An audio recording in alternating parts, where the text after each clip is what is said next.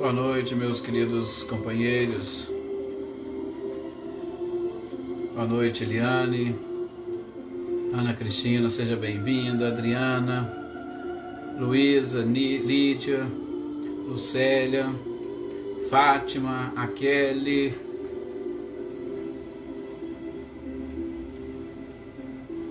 Gabriel e Michele Rossato, boa noite, sejam bem-vindos. Muito obrigado pela presença e participação de todos vocês. Boa noite, Patrícia, Reinaldo e Cecília. Rosângela, seja bem-vinda. É realmente uma música muito interessante, sim, Kelly, com certeza. Natália, seja bem-vinda, muita paz a vocês também. Valdinei, boa noite, seja bem-vindo, meu amigo. Patrícia, acho que eu não falei o nome da Patrícia, seja bem-vinda, Patrícia, lá de Carmo do Rio Claro, que nós temos a Patrícia aqui também, de São Sebastião do Paraíso. Silvano também se conectando conosco, boa noite, Silvano. Maí Aparecida, boa noite, seja bem-vinda.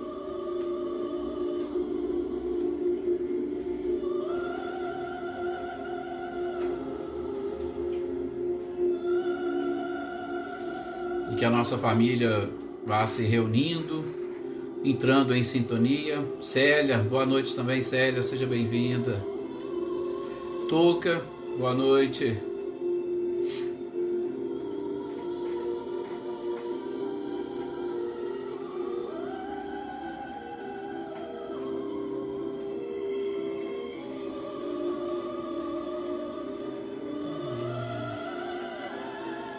Vamos então fazer a nossa prece inicial.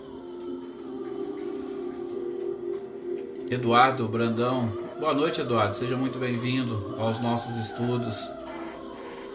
Vamos então fazer a nossa prece inicial e pedirmos a Deus e a Jesus uma bênção.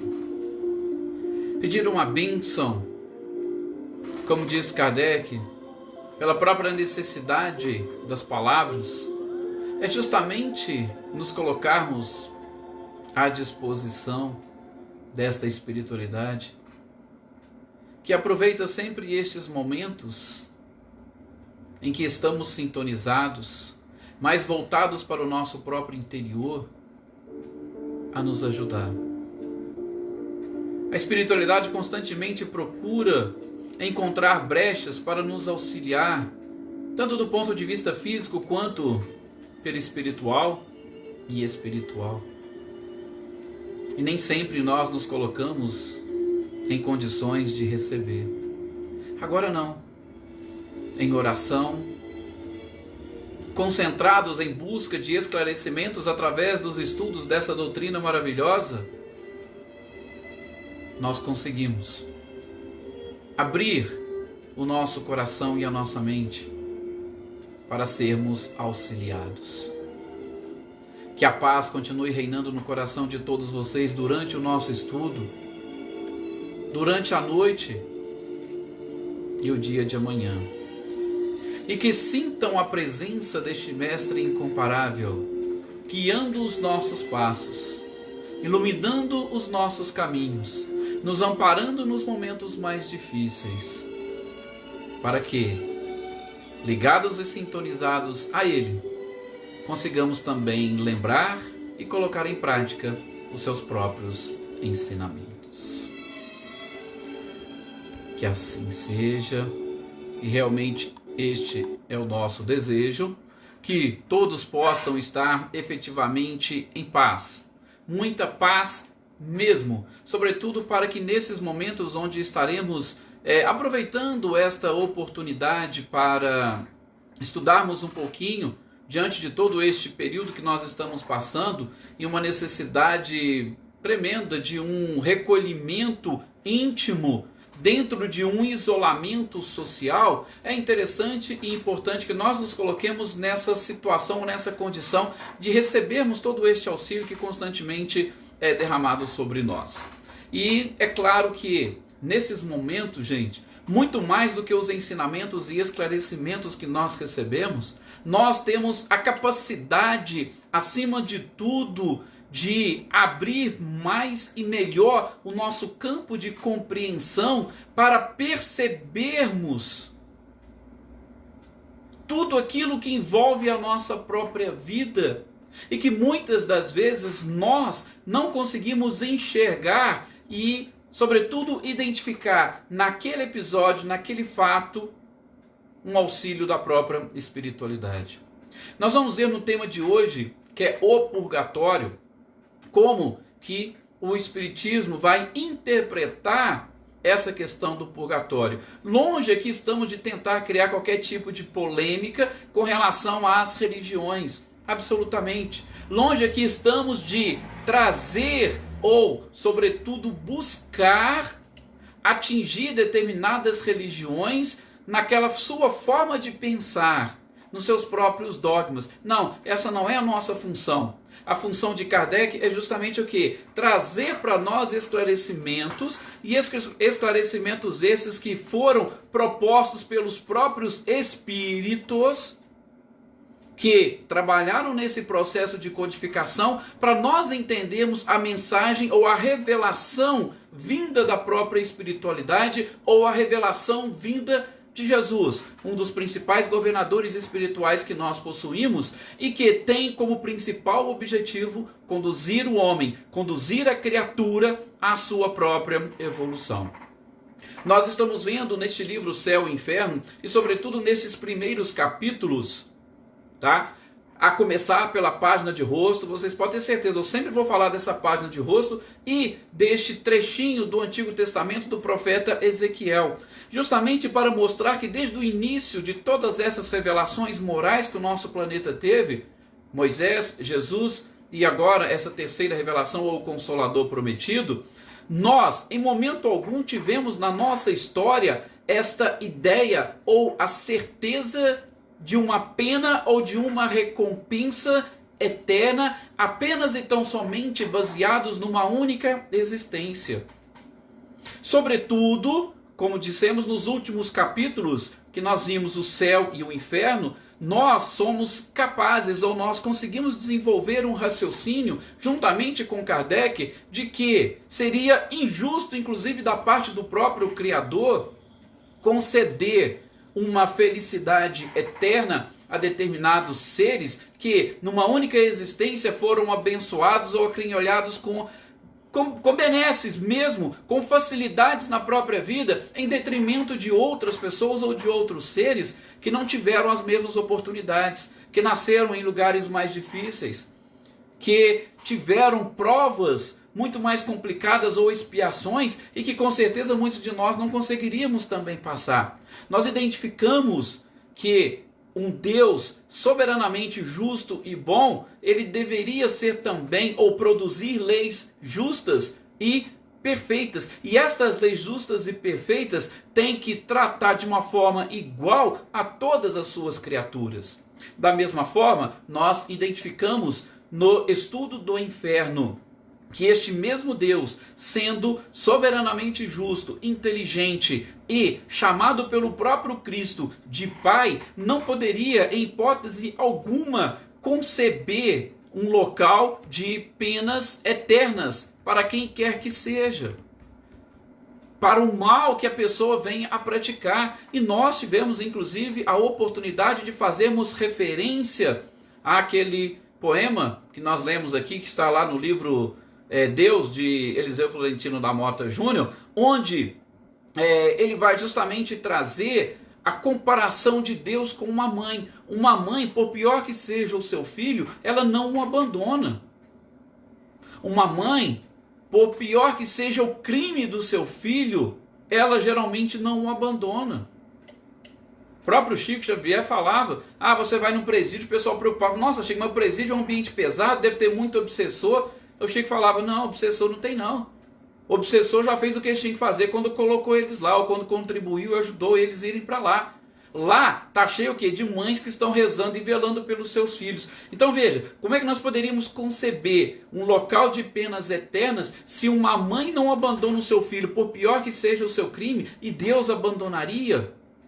Então nós conseguimos ver nesses principais 2 últimos capítulos esses detalhes. E aí nós agora nos deparamos com o purgatório.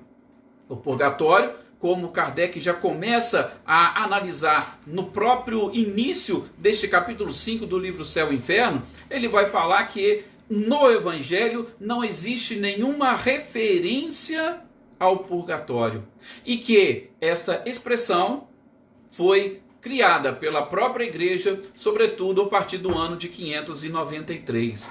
Só um detalhe, porque talvez muitos de vocês podem ter a curiosidade de pesquisar e de procurar, vocês vão encontrar textos defendendo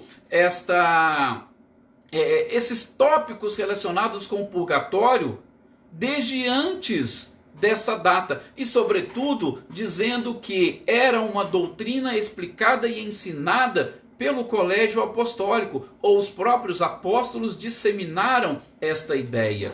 Tudo bem, nós não discordamos, só precisaríamos ver e entender como foi disseminada esta ideia de purgatório, sobretudo com os apóstolos. Porque a gente sabe, o Cristo não fez referência, mas o Cristo sim fez referência, sobretudo ao inferno.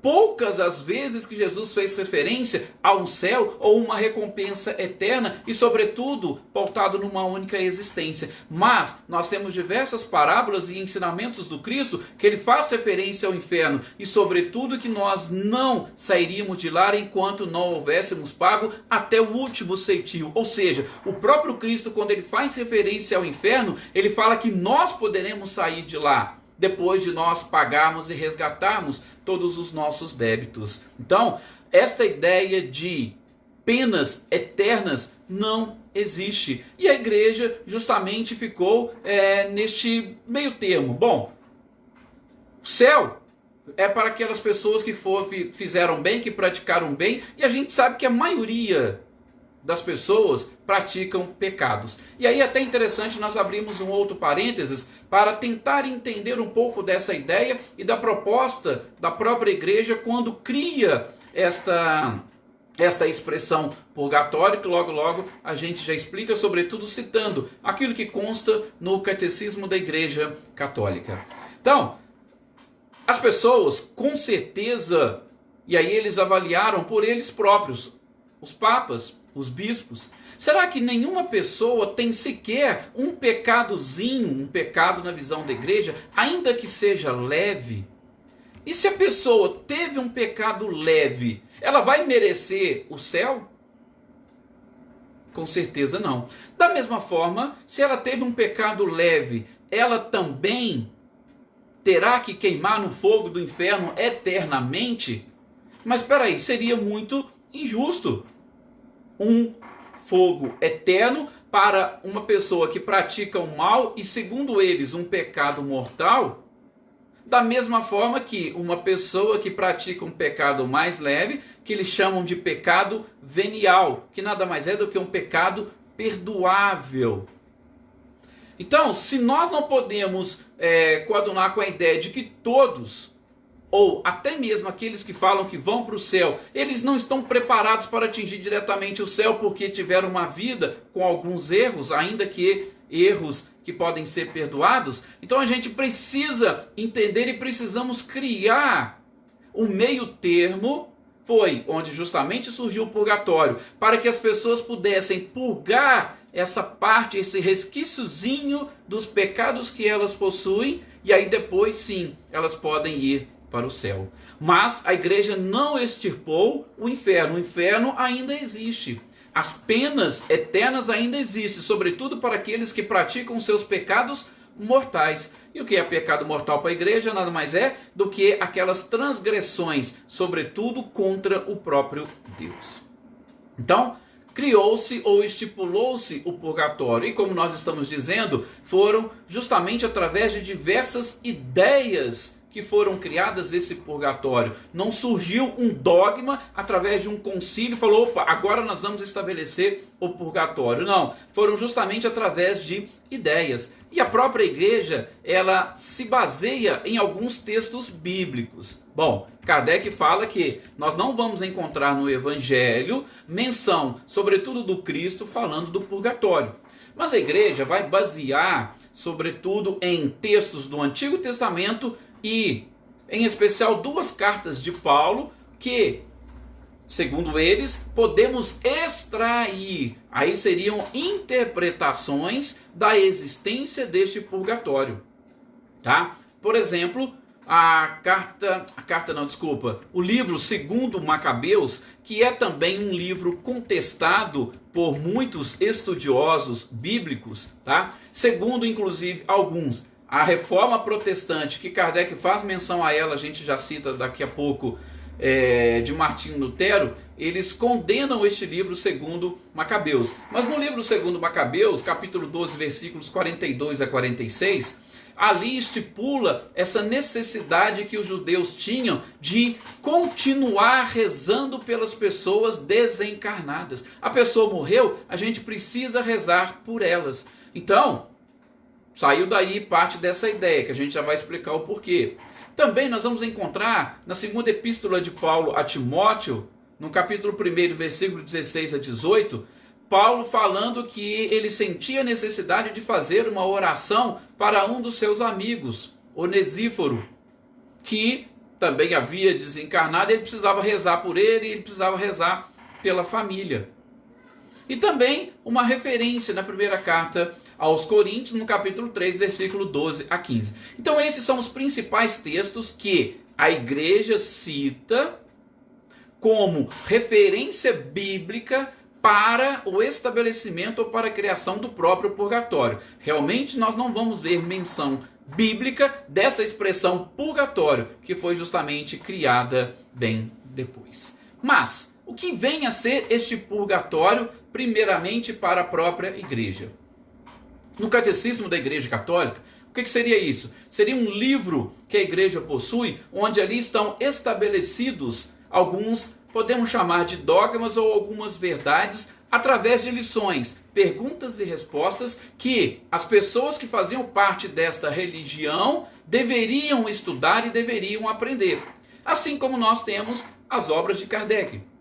Tá? Então existe um livro chamado Catecismo da Igreja Católica, que ele, de vez em quando, ele é revisto pelo próprio Colégio de Bispos de Roma, justamente para poder ver se está tudo certinho, adequado. Tá? E neste Catecismo da Igreja Católica, que é disseminado, sobretudo para grande parte das paróquias, ele diz lá na questão 210, perguntando o que é o purgatório.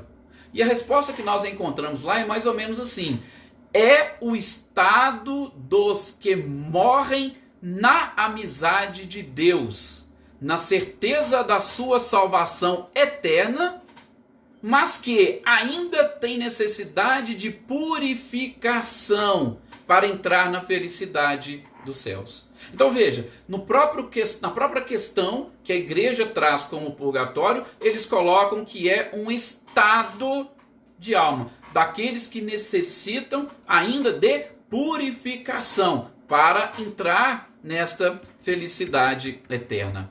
Depois, nós vamos ver na questão 211, eles ainda perguntam: como podemos ajudar a purificação das almas no purgatório? Aí é que vai entrar a questão e, sobretudo, aquilo que nós poderíamos chamar de uma pequena polêmica com relação a esses estudos sobre o purgatório. Por quê? Porque quando a igreja criou, e aí esse catecismo da Igreja Católica na questão 211 vai falar, quando a igreja criou o purgatório, ele diz o seguinte: olha, se a pessoa for para o purgatório, e aí eu vou abrir já um parênteses, e Kardec explica muito bem. A igreja criou o purgatório, mas ela não chegou a estabelecer um local definido. Existe um local definido para o purgatório ou para purgarmos essas faltas? Não, eles não falaram nada. Também existe a forma como essas faltas, estes pecados mais leves serão purgados? Também a igreja não mencionou, não falou absolutamente nada disso.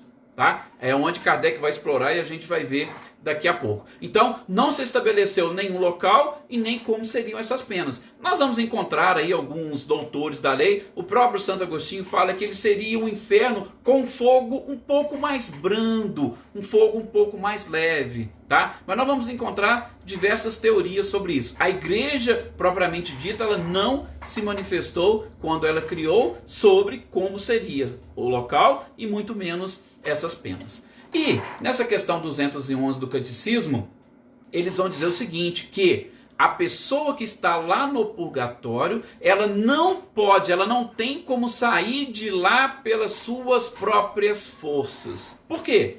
Olha, analisemos como eles analisam. Nós temos uma única existência, nós temos uma única vida. Depois que você morreu, depois que você desencarnou, não tem como você voltar atrás e alterar as coisas. Então você só pode sair lá do purgatório se alguém fizer oração por você, se alguém pagar ou rezar uma missa para você. Aí você pode conseguir salvar-se desse local. Ou você vai ficar lá só por um prazo determinado. E foi justamente aí, neste ponto, como o próprio Kardec explora numa notinha de rodapé, que Martinho Lutero pegou. Por quê? Porque Kardec diz, a ideia da igreja foi boa, excelente, e se coaduna muito mais com a bondade divina. Só que é o seguinte, eles não analisaram e não avaliaram as consequências de tudo isso. Por quê? Porque a partir do momento que eu estou ali naquele local, eu mesmo não posso fazer nada para sair, eu dependo dos outros. A igreja passou, infelizmente, por pessoas que ali estavam, não é nem a religião propriamente dita, mas por pessoas que ali estavam a vender indulgências para exatamente tirar as pessoas deste purgatório. Então a venda de indulgências, que Martinho Lutero bateu muito, começou justamente aí. E não somente isso. Por quê? Porque, não, eu vou pagar, vou celebrar uma missa para alguém, ou eu vou fazer... Tudo bem, Kardec ainda vai falar isso, daqui a pouco a gente comenta. Mas, antes de morrer, o que as pessoas faziam? Ô padre, eu queria já comprar a minha indulgência, tá? Eu já queria pagar, eu vou deixar aqui tantas missas pagas aqui, para que quando eu morrer, só celebro as missas e aí eu consiga atingir essa purificação e vá para o céu. Então, como diz Kardec, a ideia foi boa e se coadunava mais com a bondade divina do que o inferno propriamente dito. Mas não analisaram as consequências. E as consequências foram realmente muito drásticas. Por quê? Porque muitas pessoas utilizaram desse subterfúgio. Nessa época, gente, para vocês terem uma ideia, quem era o Papa era Gregório. E o Papa Gregório, pelo menos nós temos excelentes referências sobre ele. Segundo, inclusive, alguns estudiosos, foi um dos últimos papas santos que a igreja teve. Por quê? Porque a sua vida foi uma vida dedicada à própria igreja e às pessoas. O interessante é que ele foi um dos últimos papas monges. E ele adorava a sua vida no monastério. Aliás, ele não queria ser papa. Ele não tinha nenhuma pretensão política, ele sabe que isso aí era política. Só que, naquela época em especial, o papado não tinha ainda todos esses benefícios e todas essas conquistas. Estávamos exatamente num período onde tinha ainda muitas discussões. Só para vocês terem uma ideia, ainda estava em decadência o próprio Império Romano. A capital era Constantinopla. Então vejam, tinha muitas divisões. Naquela época reinava Tibério II.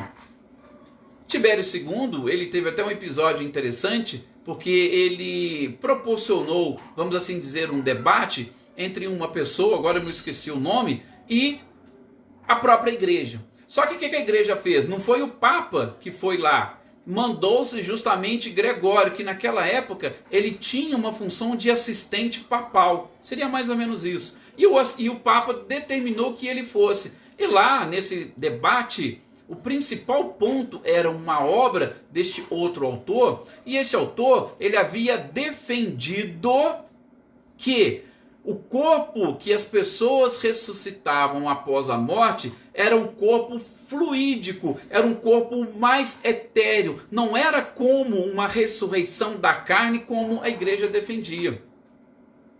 E aí, chegando lá nesse debatezinho, teve uma hora que Gregório pegou e lembrou do Evangelho de Lucas e disse, olha, pode pegar lá no Evangelho de Lucas e vocês vão ver e vão identificar que Jesus falou, olha, pode pegar e pode palpar aqui que vocês vão ver e vão identificar as feridas. Naquele episódio, justamente com Tomé, para demonstrar que ele havia, entre aspas, ressuscitado dos mortos. E a partir daí, ele venceu, entre aspas, esse debate. Tibério II mandou queimar todas as obras deste autor, que estava defendendo isso, e, de uma certa forma, Gregório conquistou uma notoriedade. Mas mesmo assim, depois disso, ele foi encaminhado, ele voltou para o mosteiro e ele não tinha pretensão. Até que no ano de 590 falaram, não, tem que ser ele que vai ser o Papa, porque ele é que tem condições, ele que tem o perfil, e ele era realmente um estudioso.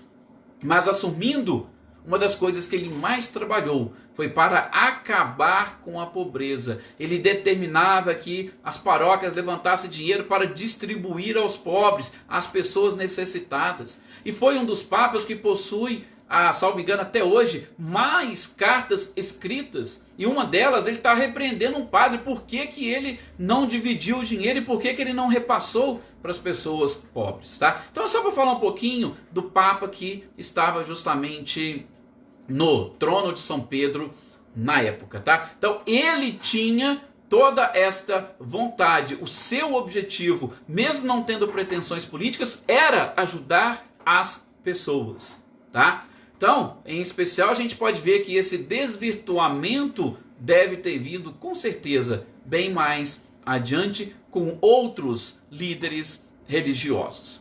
Bom, então, seguindo aquilo que o próprio Kardec vai dizer para nós, o erro da igreja foi não ter avaliado as suas próprias consequências e a partir daí começou a comercializar indulgências. Foi onde surgiu essa reforma. Um dos principais pontos foi esse, não significa que tenha sido só esse, tá? Mas um dos principais pontos foi justamente esse, o da venda de indulgências. E Martinho Lutero se levantou contra isso. Como é que pode ser admissível um negócio desse? Um Deus comerciante?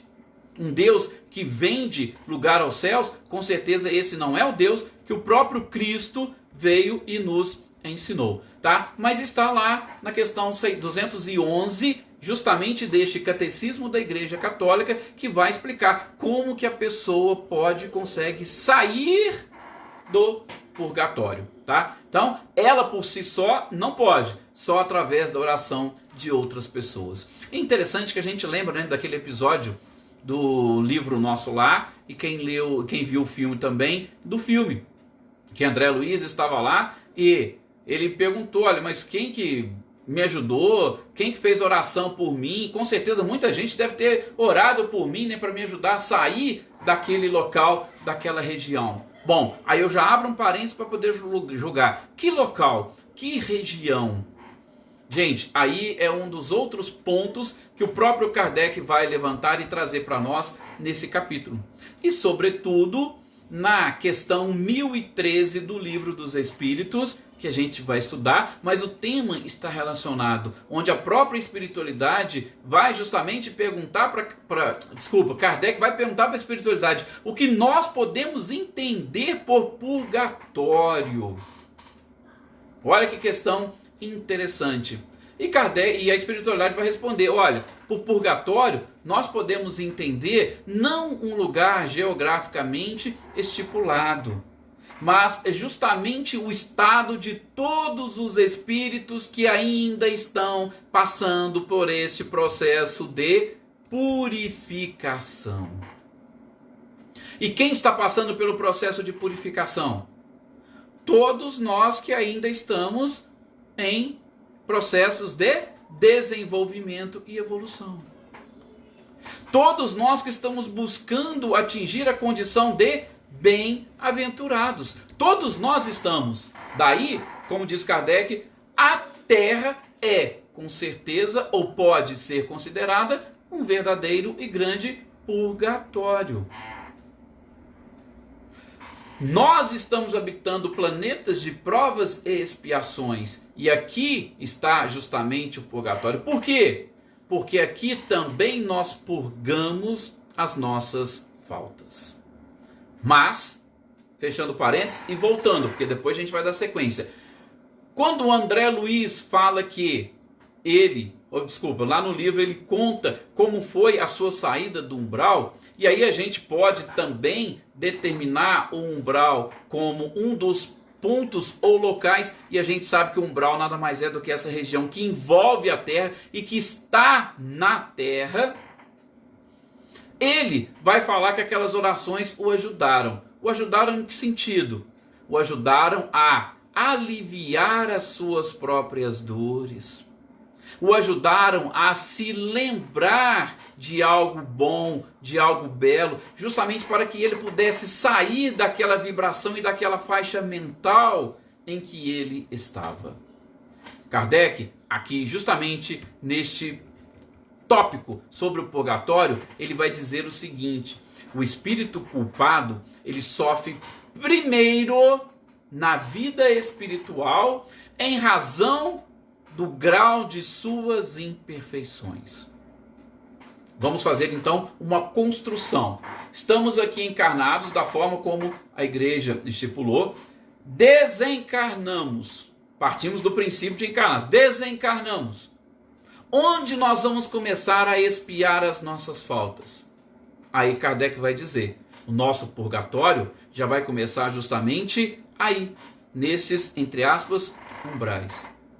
Porque nós vamos nos ver lado a lado com as nossas próprias imperfeições. E nós vamos automaticamente sofrer com essas imperfeições. Imperfeições essas que vão demandar de nós uma busca por uma purificação. Então Kardec diz, a gente começa no plano espiritual, sobretudo nestes umbrais, a expiar ou a sofrer em decorrência das nossas imperfeições. E aí depois, Kardec vai dizer, na continuidade do processo, a gente volta à Terra, a gente reencarna. Com qual propósito? De dar sequência nessas expiações ou provas, para procurar a purificação. E a palavra-chave que Kardec coloca, e é interessante nós lembrarmos disso, por quê? Porque a gente vai ver nos capítulos subsequentes, é justamente a reparação. Quando nós reencarnamos, aí nós temos a oportunidade de reparar. Imagine, se fosse apenas e tão somente as orações que nos tirassem daquele local e nos colocassem no céu, qual é o mérito de estarmos no céu? O mérito seria nosso ou seriam das pessoas que fizeram as orações?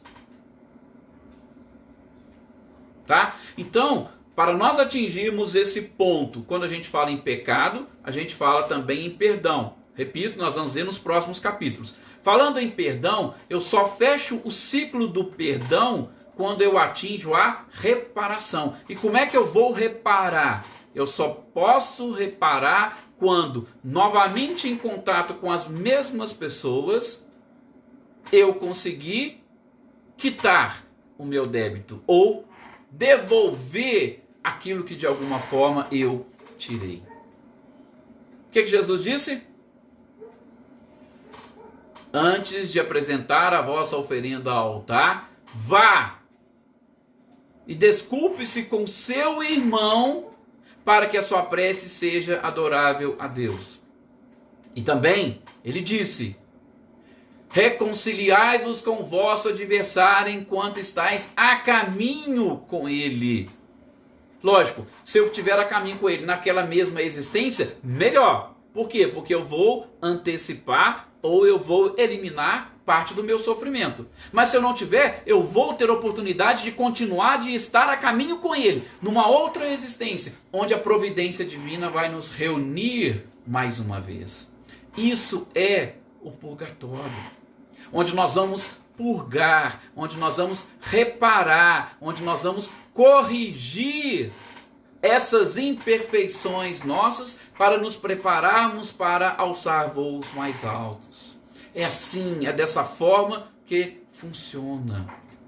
Então, purgatório, começaremos ele nessas regiões assim que passarmos ao plano espiritual. Independentemente, porque nas colônias espirituais, gente, nós ainda estaremos sujeitos ao próprio sofrimento. Tem muita gente que fala, eu quero ir para o nosso lar. Mas vocês acham que lá no nosso lar nós estaremos felizes lá? A gente já aprendeu que felicidade é um estado de espírito.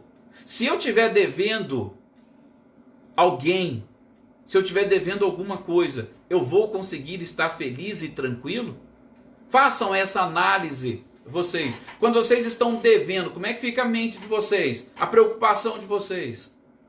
Se vocês tiverem uma querela com alguém e tiverem magoados ou ressentidos, como é que vocês ficam? Vocês ficam bem? Vocês ficam felizes?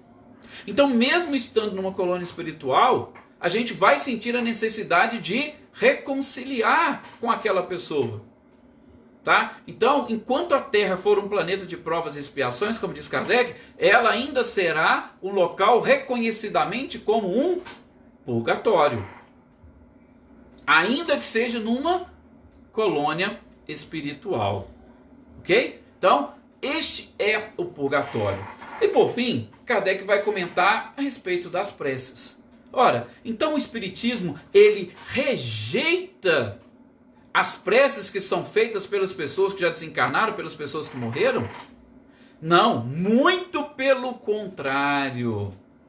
Os próprios espíritos sofredores, eles pedem preces para nós. Então o Espiritismo não é contra essas preces. De novo, o que Kardec faz a crítica são as consequências dessas preces pagas. Por quê? Aí ele vai falar, a verdadeira prece é aquela que brota do nosso coração.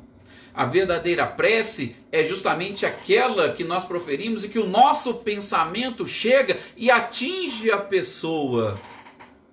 Nós sabemos como que funciona esse processo de comunicação e, sobretudo, através do pensamento. Então, se eu estiver com o meu pensamento ligado e pensando em auxiliar determinadas pessoas, esse meu pensamento vai chegar até elas. E é essa prece que Kardec fala, quando nós vamos ver depois no capítulo 27 e 28, no próprio Evangelho segundo o Espiritismo, a eficácia da prece, como que ela funciona. E vai repetir, a prece é justamente aquela que brota do coração. Não adianta eu mandar celebrar uma missa, tá?